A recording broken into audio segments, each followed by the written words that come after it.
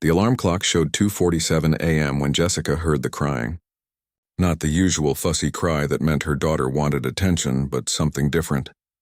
Something that made her heart race as she threw off the covers and rushed to the nursery. Baby Mia was burning up. Jessica didn't even need a thermometer to know something was seriously wrong. The little girl's cheeks were bright red, and she kept pulling at her left ear while sobbing. Jessica had seen this before with her nephew. Ear infection, probably a bad one. She grabbed her phone and checked her bank account while rocking Mia gently. $43.18. Payday wasn't until Friday, still 4 days away. The rent was already late, and she'd been avoiding her landlord's calls. The electric bill sat unopened on the kitchen counter because she was too scared to see the amount. This wasn't how things were supposed to be.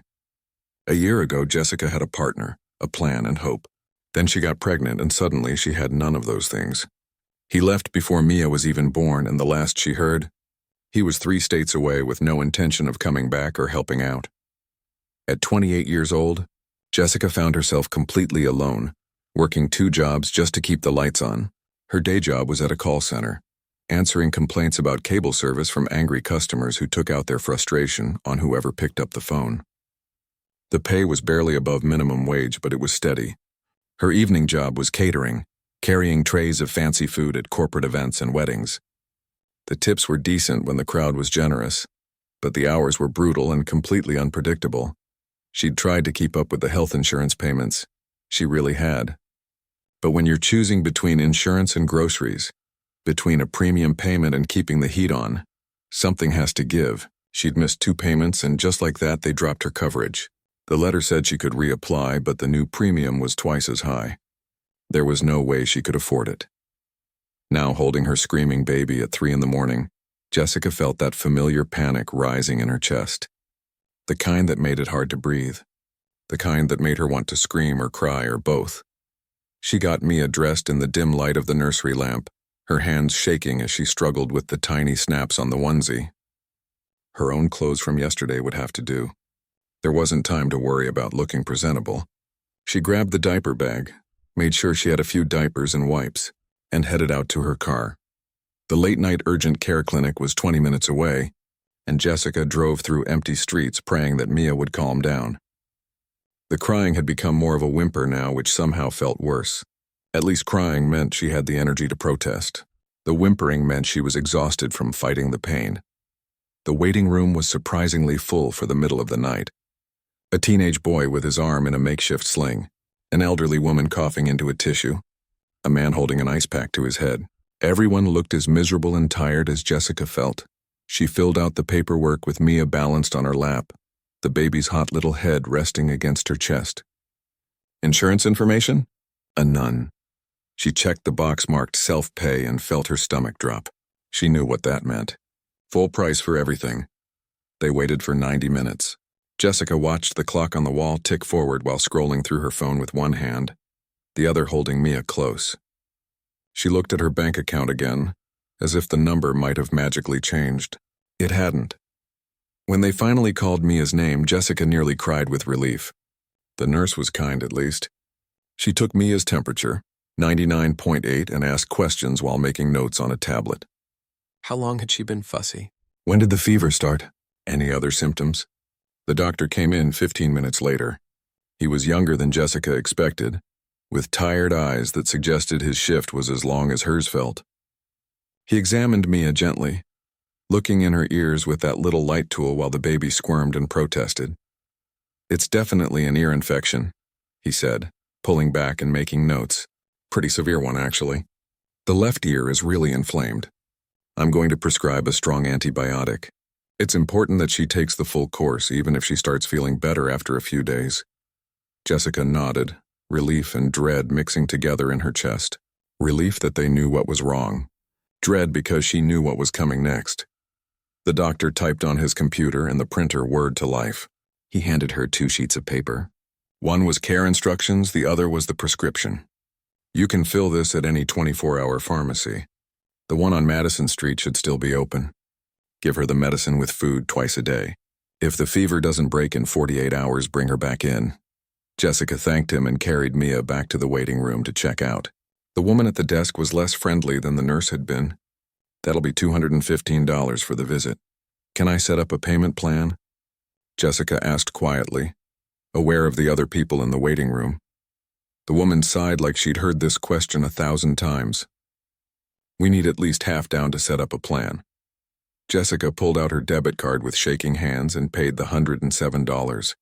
She'd figure out how to buy groceries later. Maybe she could pick up an extra catering shift.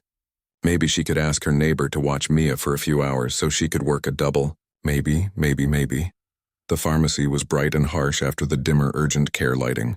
Jessica walked up to the counter and handed over the prescription. Mia finally sleeping against her shoulder, exhausted from crying. The pharmacist scanned it, typed something into the computer, and then gave Jessica a look she'd learned to recognize. Pity mixed with apology. This is going to be $185, the pharmacist said. Do you have insurance? No, Jessica said simply. There was no point explaining. We have a discount program, but you'd need to fill out an application and it takes 3 to 5 business days to process. Jessica felt the tears coming and fought them back. She would not cry in this pharmacy at 4:30 in the morning. She would not fall apart in front of this stranger. Can you hold the prescription? She asked, her voice barely above a whisper. I need to figure out how to pay for it. The pharmacist's expression softened. Of course. We'll keep it on file. Just come back when you're ready. Jessica walked back to her car with her sleeping daughter in empty hands. She sat in the driver's seat and let herself cry for exactly 2 minutes.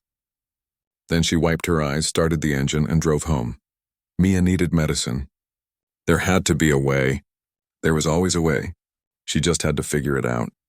Back in her apartment, Jessica laid Mia in her crib and collapsed on the couch. Her phone was at 15% battery. She needed to text her friend Rachel, who was a nurse. Maybe she would know about programs or assistance or something that could help. Anything. Jessica pulled up her contacts, her eyes blurry from exhaustion and tears.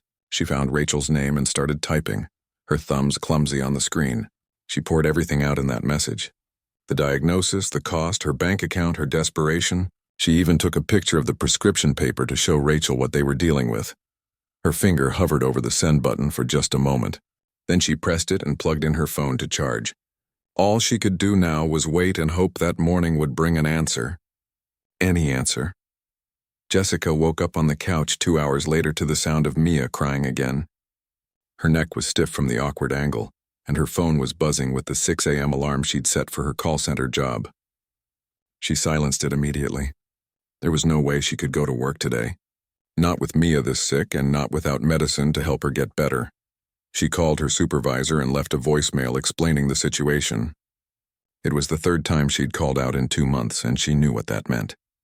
One more absence and they'd start the process of letting her go. But what choice did she have? She couldn't exactly bring a screaming, feverish baby to a call center. Mia's temperature was still high. Jessica gave her some infant pain reliever, the last bit left in the bottle, and tried to get her to drink some water. The baby was listless now, not even crying with much energy. That scared Jessica more than the screaming had. She looked at her phone, hoping Rachel had responded to her late-night message. Nothing. That was strange. Rachel usually checked her messages first thing in the morning, especially if they seemed urgent. Jessica scrolled up to check if the message had actually sent. Her heart stopped. The message wasn't to Rachel. It was to someone named Mr. David Chen. For a moment, Jessica couldn't breathe. She stared at the screen, reading and rereading the name, hoping she was still asleep, and this was just a nightmare. But no, there it was. The long, desperate message she'd written at 4 in the morning. The picture of the prescription with Mia's full name on it. Every detail about her financial situation, her lapsed insurance, her overdue rent. All of it sent to a complete stranger. Well, not exactly a stranger. She remembered now. 3 weeks ago, she'd worked a catering event at some fancy corporate office downtown. It was a retirement party for one of their executives. The company was called Chen Pharmaceuticals, and she'd been serving appetizers when one of the organizers asked her to personally deliver a tray to the CEO's office. Mr. David Chen had been polite but distracted, thanking her briefly while signing some papers. He'd asked her name, made small talk about how long she'd been with the catering company, and given her his business card in case she ever wanted to pursue a career in their industry. It had seemed like an empty gesture, The kind of thing wealthy people say to service workers to seem down to earth. She'd saved the number in her phone thinking she might follow up someday when things were less chaotic, and then promptly forgotten about it. Until now. Jessica felt sick. She'd just sent the CEO of a pharmaceutical company a desperate, rambling message about not being able to afford medicine. Medicine that his company probably made. Or maybe they didn't, but either way, it didn't matter. She'd basically begged a stranger for help, shared personal medical information about her daughter, and made herself look completely unprofessional and pathetic. She thought about deleting the message, but it was too late. It showed as delivered and read. He'd already seen it. She typed out 5 different apology messages and deleted them all. What could she possibly say? Sorry, I accidentally told you my entire life story and asked for medical advice. Sorry, I'm so tired I can't even send a text to the right person. Jessica put the phone face down on the coffee table and pressed her palms against her eyes. This day couldn't possibly get any worse. Her baby was sick. She had no money for medicine. She'd probably just lost points at work for calling out. And now she'd embarrassed herself in front of a CEO who'd probably remember her as that desperate catering worker who couldn't get her life together. Mia whimpered from her spot on the couch cushions, and Jessica pushed aside her own humiliation to focus on what mattered. Her daughter needed medicine. That was the priority. Everything else was just noise. She opened her banking app again and transferred the last $20 from her savings account to checking. $63 total now. Still nowhere near enough. She looked at her credit cards, both maxed out from previous emergencies. She thought about calling her mother, but they hadn't spoken in 6 months after a fight about Jessica's ex. Her pride wouldn't let her make that call. Maybe she could sell something. She looked around the small apartment. The TV was old and probably worth $50 at most. Her laptop was necessary for work. She had some jewelry from her grandmother, but the thought of selling that made her throat tight. That was supposed to go to Mia someday. Her phone buzzed and she jumped. Probably her supervisor calling back about the missed shift. She almost didn't look, but something made her pick it up. It was a text from Mr. David Chen. Her hand started shaking before she even read it. This was it. He was probably going to tell her how inappropriate her message was.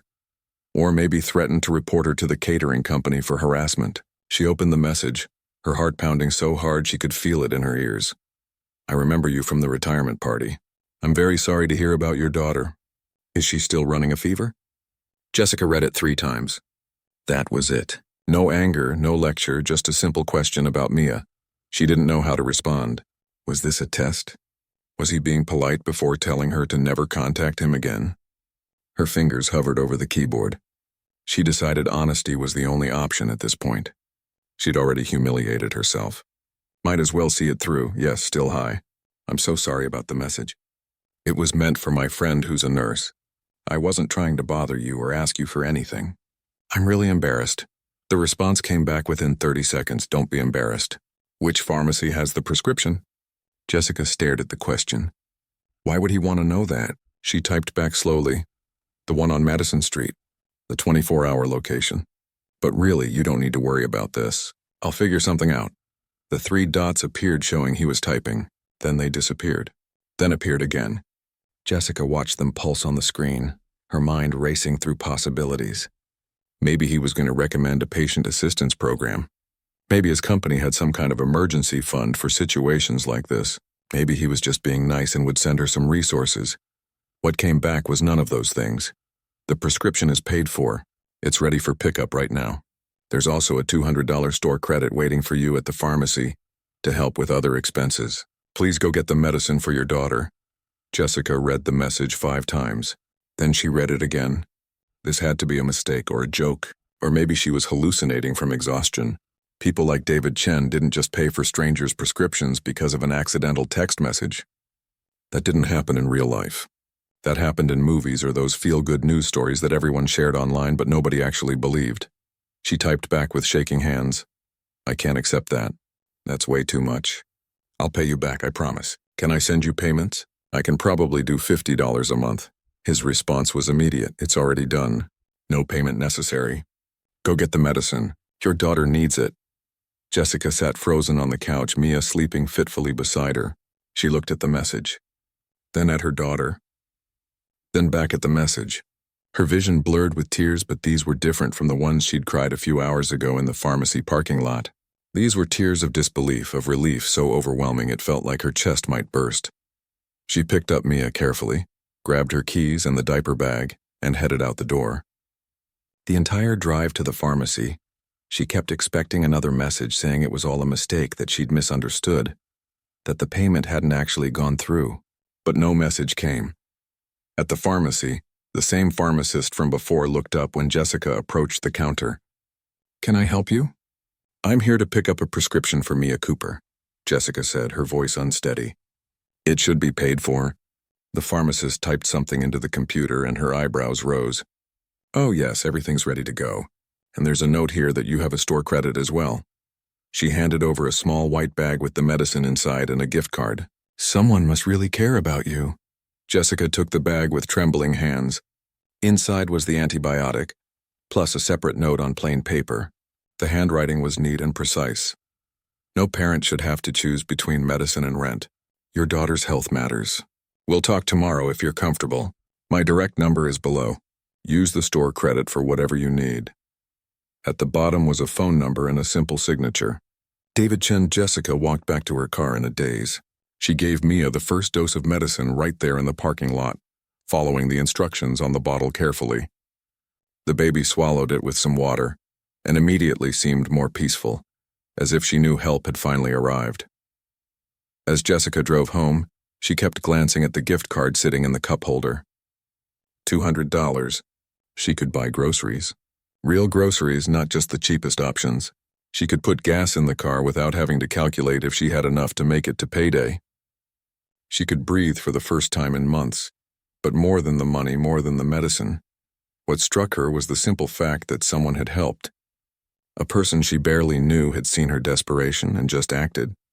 No judgment, no lecture about budgeting or insurance, no making her fill out forms or prove she was worthy of assistance. Just help, immediate and unconditional. When they got home, Jessica gave Mia another dose of pain reliever and put her down for a nap. Then she sat at her kitchen table and looked at the note again. "We'll talk tomorrow if you're comfortable." She didn't know what tomorrow would bring, but for the first time in a long time, she felt something she'd almost forgotten: hope. Jessica barely slept that night, even though Mia finally rested peacefully for the first time in days. The medicine was working. The fever had broken by morning and the baby was actually smiling again, reaching for her favorite stuffed rabbit like nothing had ever been wrong. But Jessica's mind wouldn't stop racing. She kept thinking about the note, about David Chen's direct phone number sitting on her kitchen counter. What did "we'll talk tomorrow" mean? Was he expecting her to call? Should she wait for him to reach out? And what could a CEO possibly want to talk to her about? Part of her wondered if this was all some elaborate setup. Maybe he'd helped her just to hold it over her head later. Maybe there would be strings attached that she hadn't seen yet. Jessica had learned the hard way that nothing in life came free, especially not from people with money and power. But another part of her, the part that had seen genuine kindness in that simple note, wanted to believe this was real, that someone had helped just to help, with no hidden agenda. By 9 o'clock the next morning, after she'd given Mia her second dose of medicine and watched her play happily with her toys, Jessica knew she had to make the call. Not calling felt rude, like she was ungrateful. And whatever else she wasn't ungrateful. She picked up the phone 5 times before actually dialing. When she finally pressed the call button, her hands were sweating. He answered on the second ring. "This is David." "Hi, Mr. Chen, this is Jessica." Jessica Cooper. From the pharmacy. Well, not from the pharmacy, but the person with the baby who needed medicine. "I'm sorry, I'm not great at phone calls." She heard what sounded like a gentle laugh on the other end. "Jessica, it's good to hear from you." "How's your daughter doing?" "She's so much better. The medicine worked really fast. She's playing right now like nothing ever happened. I can't thank you enough for what you did. I still can't believe it, honestly. I'm glad she's feeling better. That's what matters." There was a pause and Jessica heard papers rustling in the background. "I've been thinking about your situation quite a bit since yesterday. Do you have a few minutes to talk?" Jessica glanced at Mia, who was contentedly stacking blocks on the living room floor. "Yes, I have time." "Good. I want to be upfront with you about something. When I got your message, my first instinct was just to help with the immediate problem. But then I couldn't stop thinking about it. The system that put you in that position, it's broken, and I'm part of that system. Jessica didn't know what to say to that, so she stayed quiet. David continued. I run a pharmaceutical company. We make medications that help people. Or at least that's what we're supposed to do. But if parents can't afford to give those medications to their kids, then what's the point? I've spent years telling myself we have patient assistance programs and charity care. But the truth is, those programs are complicated and slow, and most people don't even know they exist. I tried to find programs online, Jessica said quietly.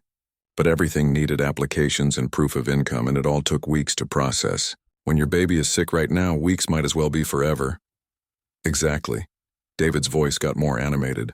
That's exactly the problem. We've built all these safety nets that look good on paper, but don't actually catch people when they fall. Your message made me realize I've been looking at this from the wrong angle. I've been thinking about programs and policies when I should be thinking about people. Jessica pulled her knees up to her chest, phone pressed to her ear. I appreciate that, I really do. But I'm not sure why you're telling me all this. Because I want to offer you something, and I need you to know I'm serious. I have a position open in my company's patient services department. It's the team that handles assistance programs and helps people navigate insurance issues and medication access. I think you'd be perfect for it. Jessica's breath caught. You're offering me a job? I am. And before you think this is charity or pity, let me explain why. Yesterday you were in an impossible situation. But you didn't give up. You reached out for help even though it was hard. You advocated for your daughter. Those are exactly the qualities I need in someone who's going to help other families in crisis. Plus, you've lived it. You understand what it's like to be on the other side of those phone calls, filling out those forms, feeling desperate and invisible. Mr. Chen, I don't have a college degree. I work in a call center and I carry plates at parties. I'm not qualified for a job at a pharmaceutical company. You're more qualified than you think. Can I ask you something? At your call center job, are you good at staying calm when customers are upset? Jessica thought about the angry people who yelled at her daily about their cable bills. I guess so. I mean, I have to be. People call in already frustrated, and it's my job to help them even when they're taking it out on me. That's a skill, Jessica. A valuable one. And you're a single parent working 2 jobs while raising a baby. You know how to manage time, handle pressure, and keep going even when things are hard. Those aren't small things. Those are exactly what I need. Jessica felt tears starting but fought them back. What would the job actually be? You'd be answering calls and emails from patients and families who need help accessing medications, walking them through assistance programs, connecting them with resources, sometimes just listening when they need someone to understand. The starting salary is $52,000 a year with full health benefits that start immediately. There's also an on-site daycare for employees with young children. Jessica nearly dropped the phone. $52,000. That was more than both her jobs combined, and she wouldn't have to work nights or weekends. Health benefits meant she could take Mia to regular checkups, get her vaccinated on schedule, not panic every time she got a fever. And daycare meant she wouldn't have to juggle babysitters or miss work when plans fell through. That's way too generous, she whispered. You barely know me. I know enough. I know you show up for your daughter no matter what. I know you're not too proud to ask for help when you need it. And I know you accidentally sent a desperate message to a stranger and somehow turned it into a conversation about fixing broken systems. That tells me everything I need to know about your character. I don't know what to say. Say you'll think about it. I'm not trying to pressure you. If you want to come in and see the office, meet the team, ask questions, that's completely fine. If you decide it's not for you, there's no hard feelings and you don't owe me anything. The help I gave you yesterday wasn't conditional on this, but I'm hoping you'll at least consider it. Jessica looked around her tiny apartment at the overdue bills on the counter, at Mia playing peacefully with medicine that she'd almost not been able to afford. She thought about her call center job where she'd probably get written up for missing yesterday's shift. She thought about carrying heavy trays at parties while rich people ignored her. She thought about a different kind of life, one where she wasn't constantly drowning. Can I ask why you're really doing this? The question came out before she could stop it. I mean, the real reason. Nobody just changes someone's entire life because of an accidental text message.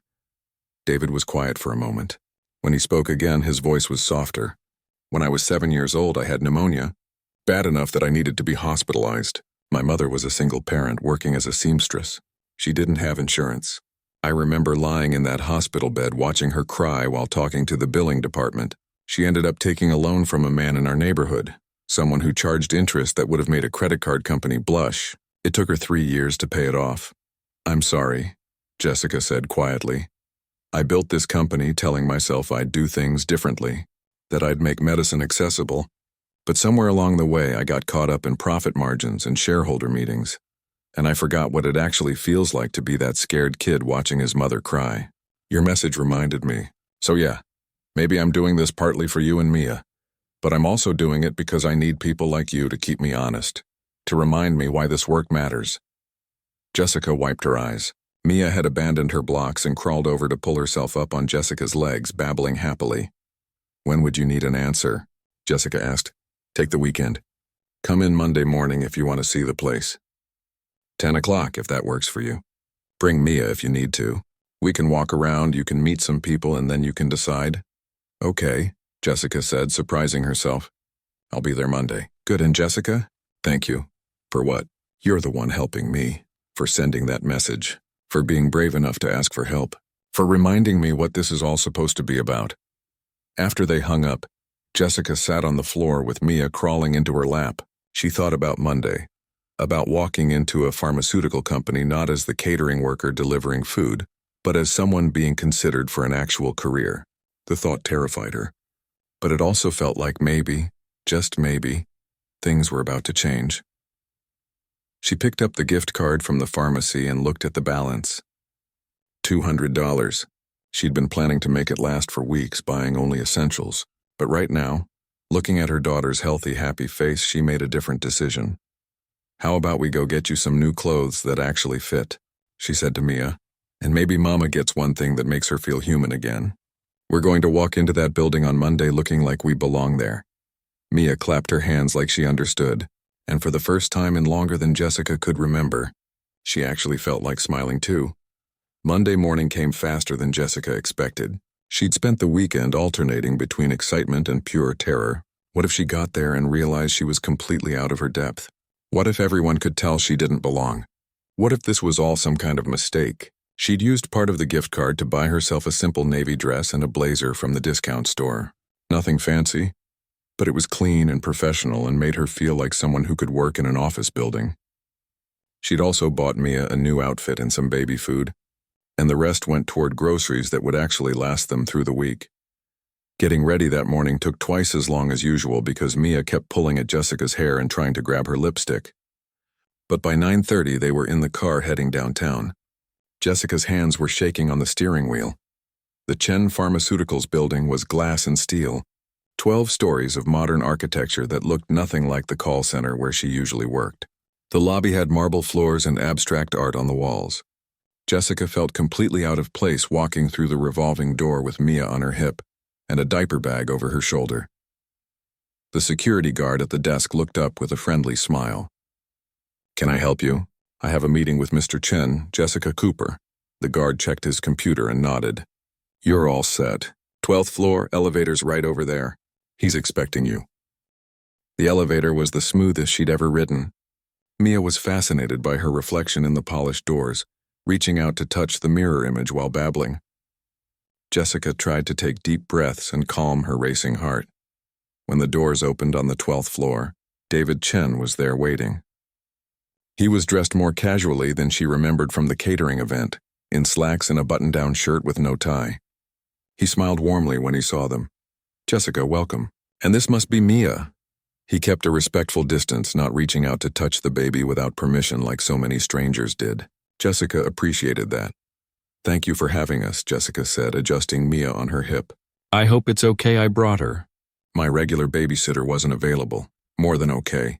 I meant it about the daycare. Actually, why don't we stop there first? I think Mia might enjoy seeing it. They walked down a hallway lined with offices. People looked up as they passed, offering friendly nods and hellos. Nobody looked at Jessica like she didn't belong, which helped ease some of her anxiety. The daycare took up a large space at the end of the floor. It was bright and colorful, with different areas for different age groups.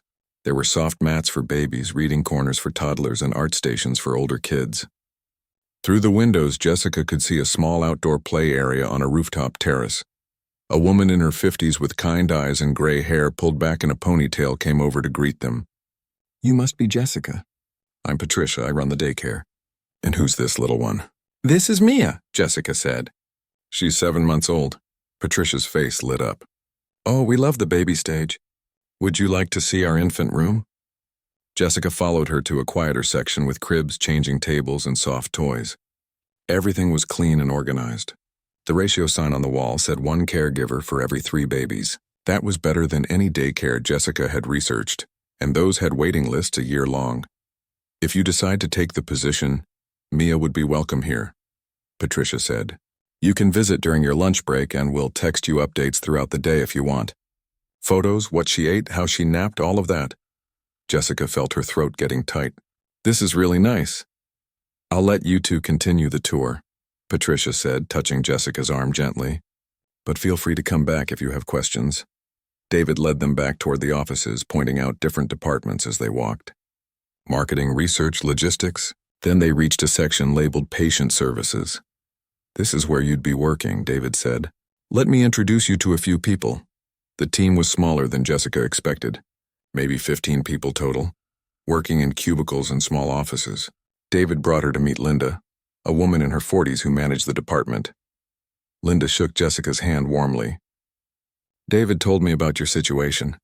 I'm sorry you had to go through that, but I'm glad you're here. We could really use someone with your perspective." "I'm not sure what perspective I have," Jessica said honestly. "I've never worked in healthcare." "Exactly. You've been on the other side. You know what it's like to navigate this system when you're scared and broke and just trying to help someone you love. That's more valuable than any healthcare degree." Linda gestured around the room. "Most of the people here are great at their jobs, but they've never had to choose between medicine and groceries. They've never had to plead with a pharmacy tech or wait on hold with insurance for 3 hours. You have. That matters." David excused himself to take a phone call, leaving Jessica with Linda. They sat in a small conference room while Mia played with a toy Linda had grabbed from her desk. "Can I be honest with you?" Linda asked. "This job is hard sometimes. You'll talk to people who are going through the worst moments of their lives. Parents with sick kids, elderly people who can't afford their medications, families dealing with chronic illnesses. It can be emotionally draining."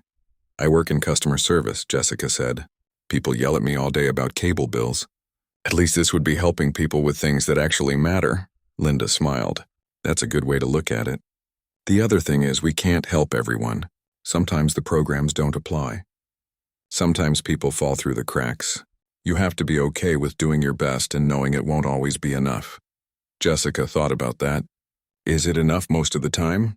"More than most. Maybe 70–80%. We get people their medications, we find programs, we work out payment plans. We make a real difference. But that other 20%, those are the ones that stay with you." "I think I can handle that," Jessica said. "I mean, I'd rather help 80% than 0%. "Good answer." Linda pulled out a folder. "Let me show you what the actual work looks like." For the next hour, Linda walked Jessica through the job. How the phone system worked, what the different assistance programs were, how to access the databases. It was a lot of information, but it didn't seem impossible. Jessica had learned more complicated systems at the call center. David came back just as they were finishing. "So what do you think?" Jessica looked around the office. Through the window, she could see the city skyline. On the desk next to her, Mia was happily chewing on her own foot. She thought about her apartment with the overdue bills. She thought about her call center job where she'd probably already been replaced after missing that shift. She thought about carrying trays at parties for the rest of her life. "I think I'm scared," she said honestly. "I'm scared I'll mess up or not be good enough, or that I'm only getting this chance because you felt sorry for me." David pulled up a chair and sat down across from her. "Let me tell you something about that night you sent me the message. I get hundreds of emails and texts every week. Most of them I skim or ignore. But yours, I couldn't stop thinking about it. Not because I felt sorry for you, but because you were doing exactly what I built this company to support. You were fighting for your daughter. You were looking for solutions. You were asking for help when you needed it. That's not something to be ashamed of. That's strength, and it didn't feel like strength. It felt like failing. Asking for help isn't failing. Giving up is failing. You didn't give up." He leaned forward. "Look, I'm not going to pretend this job offer isn't unusual. It is. But I've been running this company for 15 years, and you know what I've learned? The best people aren't always the ones with the most impressive resumes. Sometimes they're the ones who've been through something hard and came out the other side still willing to care about others. Linda nodded. He's right. Half the people on my team came from non-traditional backgrounds. Former teachers, social workers, even a guy who used to manage a restaurant. What they all have in common is they understand people and they genuinely want to help. Jessica looked at Mia, who had fallen asleep in her arms. 3 days ago, she'd been crying in a pharmacy parking lot thinking she'd failed as a mother. Now she was sitting in a corner office being offered a job that could change everything. If I say yes, Jessica said slowly, and I mess up, will you be straight with me? I don't want special treatment because of how we met. If I'm not good at this, I need you to tell me. I promise, David said, but I don't think that's going to be a problem. Jessica took a deep breath. Okay, then yes. I want the job. Linda grinned and David extended his hand. Welcome to the team. Can you start next Monday? That'll give you time to give notice at your other jobs. I can start tomorrow if you need me. Monday's fine. Take the week to get things organized. And Jessica? David stood up. Thank you for taking a chance on us. I think you're the one taking a chance on me. Maybe we're both taking a chance on each other. That's usually how the best things start. As Jessica left the building with Mia still sleeping against her shoulder, she felt like she was walking on air. She sat in her car for a few minutes just processing what had happened. A week ago, she'd been drowning. Today, she had a career, health insurance, and childcare for her daughter. She thought about calling someone to share the news, but realized she didn't really have anyone to call. Her mother, maybe, but that relationship was still strained. Rachel would be happy for her, but they'd drifted apart over the months instead. Jessica took out her phone and sent a text to David, just 2 words. Thank you. His response came a minute later. Thank you for saying yes. See you Monday. Jessica started the car and headed home. She had a week to prepare for her new life. A week to figure out who she wanted to be when she walked through those doors as an employee instead of a visitor. A week to believe that maybe, just maybe, she deserved the second chance. 6 months later, Jessica sat at her desk on the 12th floor and looked at the number on her computer screen. 247. That was how many families she'd helped since starting at Chen Pharmaceuticals.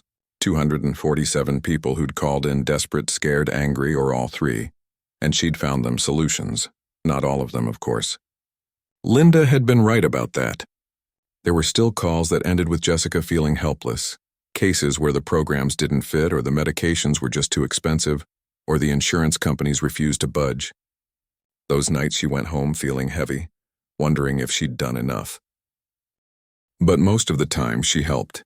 Most of the time she could hear the relief in someone's voice when she told them about a program they qualified for, or a payment plan that would work, or a generic alternative that cost a fraction of the price. Most of the time she made a difference. Mia was thriving in the daycare downstairs. She'd started crawling fast, then pulling herself up on furniture. And last week she'd taken her first wobbly steps. Patricia had texted Jessica a video the moment it happened, and Jessica had run downstairs to see it for herself. She'd cried happy tears right there in the infant room while Mia looked confused about what all the fuss was about. The health insurance had been life-changing. Mia had regular checkups now. Jessica had gone to the dentist for the first time in 3 years. She'd even started seeing a therapist, something the company's mental health coverage made possible. Talking to someone about the stress and trauma of those hard months had helped more than she'd expected. She'd moved to a better apartment too. Nothing fancy, but it had 2 bedrooms so Mia could have her own space. The heat worked consistently, the water pressure was good, and the neighborhood felt safe. Jessica had even bought some actual furniture instead of the mismatched secondhand stuff she'd been making do with. But the biggest change wasn't the money or the apartment or even the job itself. It was how Jessica saw herself. She wasn't just surviving anymore. She was building something. A career, a future, a life that felt stable for the first time since Mia was born. Her phone rang and she picked it up. Patient services, this is Jessica. Hi, I'm calling about my son's medication. The woman's voice was shaking. The pharmacy said it's going to cost $900 and I don't have insurance and I don't know what to do. Jessica's chest tightened with recognition. She heard herself in that voice. The fear, the desperation, the feeling of being completely out of options. I'm so sorry you're going through this, Jessica said gently. Let's figure this out together, okay? Can you tell me your son's name and what medication he needs? For the next 20 minutes, Jessica walked the woman through the process. She found an assistance program the family qualified for, helped her fill out the application over the phone, and expedited the approval so the medication would be ready that same day. By the end of the call, the woman was crying with relief. I can't believe this is real, she said. I thought we were going to have to choose between his medicine and our rent. You don't have to choose, Jessica said softly. Nobody should have to choose. After she hung up, Jessica sat back in her chair and closed her eyes for a moment. These calls still got to her. They probably always would. But now she had the tools to actually help instead of just sympathizing. You okay? Linda appeared at her cubicle with 2 cups of coffee. Yeah, just had one of those calls that hits close to home. Linda handed her a coffee and sat on the edge of her desk. You know what's amazing about you?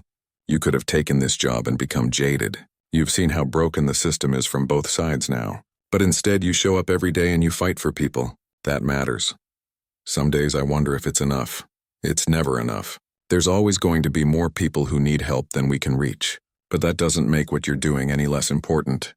Linda sipped her coffee. David wants to see you, by the way. When you get a chance. Jessica's stomach flipped. Even after 6 months, being summoned to the CEO's office still made her nervous. Did he say what about? Nope. But he was smiling, so I don't think you're in trouble.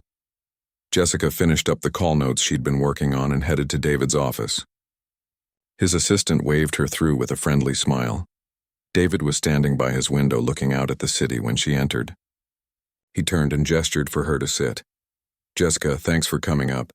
How are you settling in? 6 months feels like a good checkpoint. I love it here, Jessica said honestly. Some days are harder than others, but I can't imagine doing anything else now. Linda says you're one of the best on the team. High satisfaction ratings, good resolution times, and people specifically ask for you when they call back. Jessica felt her cheeks warm. I just try to treat people the way I wished someone had treated me. That's exactly why you're good at this. David sat down across from her. I wanted to talk to you about something. We're expanding the patient assistance program, creating a new initiative focused specifically on emergency medication access. Think of it as a rapid response system for people in crisis situations like yours was. That sounds incredible. I want you to help lead it. Jessica blinked. What? You'd still be part of Linda's team, but you'd be the senior specialist for this new program. It would mean a raise, some management responsibilities, and working directly with me and the board on policy development. You'd be training other people, creating protocols, basically building this program from the ground up. David, I've only been here 6 months. There are people who've been here for years, and none of them have your insight. None of them know what it's like to stand in that pharmacy at 4 a.m, wondering how they're going to save their child. That perspective is what this program needs.